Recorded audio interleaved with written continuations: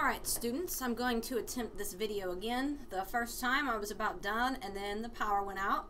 So I restarted and clearly there was something wrong with the microphone because there was no sound. So that's not much of a review. So take 3, let's do this again.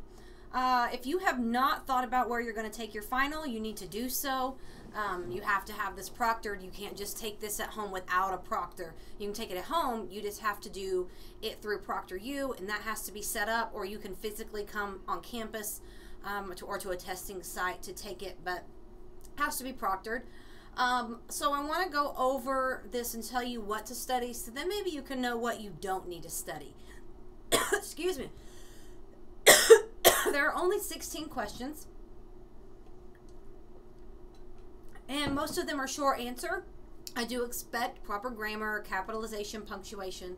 And with that said, if you accidentally misspell something, that's not what I mean, but just make sure that you're attempting to use proper English stuff.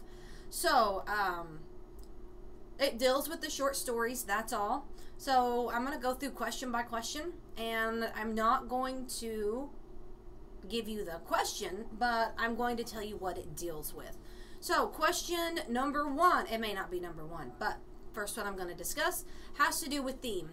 In all of the lessons, the videos that I filmed over the literature, they all had themes, and we talked about themes. So just be aware of the themes in the story, stories.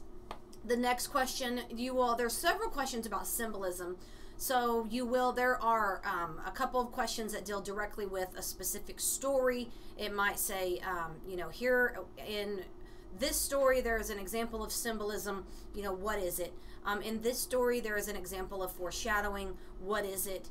I think there's 2 on symbolism, 1 on foreshadowing. Then there's one question that says, give an example of a simile, metaphor, symbolism, and personification. So you have to be able to give an example. A lot of times similes are more often found in poems, and we just had that one poetry assignment.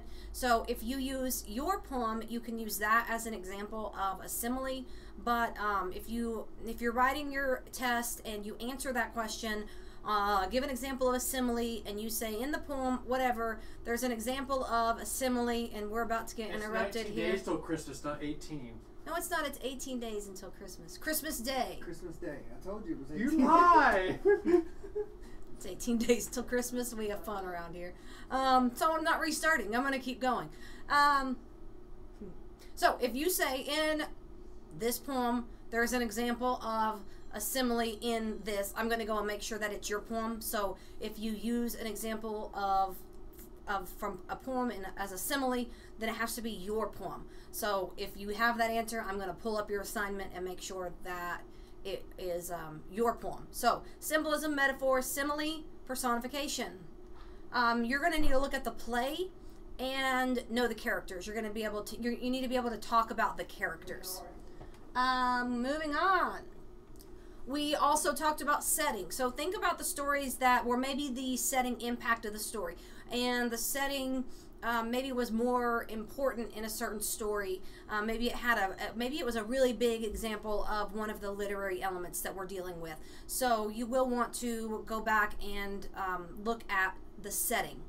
There was a story that we talked about the narrator being reliable or not. So there's a hint on that one. So you'll need to be able to talk about a reliable narrator. There is another question about setting. Another example about symbolism. So I said in this story there's an example of symbolism. What is it? The next question is also the same thing. Discuss symbolism in a certain story. One of the actual definitions of literature is taking that theme and that quote, life lesson, and being able to apply that to your life or maybe the world, life in general. So you'll need to be able to discuss that. You'll need to be able to relate something we've read to your life, this world, something like that. There's another question over the Taming of the Shrew, and it talks about a couple of the characters in the play. There's one more about the play, and it talks about tone.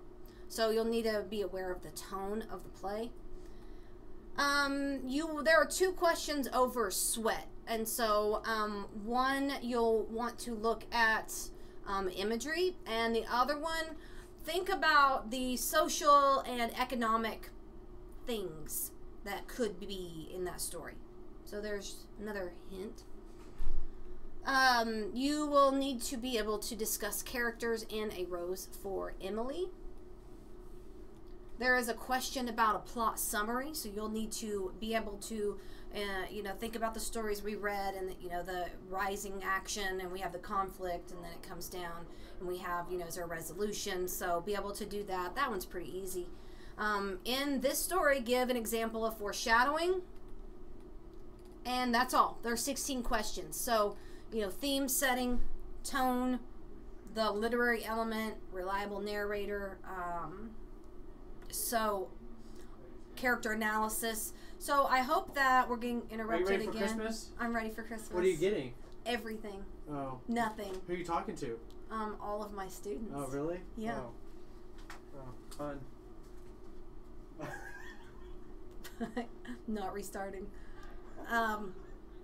So I would get out some paper and I would watch this again and take note of all of this so you know what to study. So usually my grades really are either up here or down here, meaning you've read it, haven't read a thing. So if you've read it, participated in the discussions, watched my videos, and then maybe get out your notes, and then maybe watch this again and take notes on what I've said in this short video here. So I wouldn't be that concerned if you've read the material, so I'd go back and review it. But I hope that this gives you an idea of what you don't need to spend your time studying. So I've had a good semester with you guys. I hope you have as well. And you guys have done really well. I know that this class is very hard. And I know that this class was one thing due after another. But this class is structured just like my face-to-face classes are, in that if you go back to the very beginning, you submit the topic, and then you submit the thesis, and then you submit the intro, and you're doing all of these things instead of just turning you loose and writing a full research paper. So so kudos to you guys. I know that wasn't easy, and I know it was a lot to keep up with, but I hope it helped, and I hope in the grand scheme of things you can look back on it and say the process of that was helpful. Let me show you here while I'm pulling it up. Let me know what your thoughts of the class were. Was there something that needs to be changed? What did you like? I'm always up for, suggestions. But with that being said, I'm going to make me smaller here. In our class here, there is an evaluation. If you would please do that, I would highly appreciate that. So if you would just click on that and take that, I would appreciate it. So if you have questions, or you need help, or you just want to chat, come in, email me, and I hope that this was helpful. And I guess I've graded all of the written version of the poetry.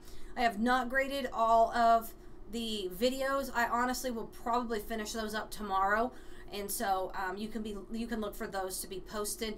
Everybody did really good on the poetry unit. I hope you watched my video and that helped you learn aspects about poetry, because we didn't really spend a lot of time on it. I know we just touched on it. So I hope you enjoyed that unit, because I like, even though I'm not a huge fan of poetry, I don't sit and read it all day long. I'm not saying I don't like it, but it's not like I sit at home and read poetry. I just think it's really important, and it's really fun to analyze and break down. And you may be saying, yeah, right.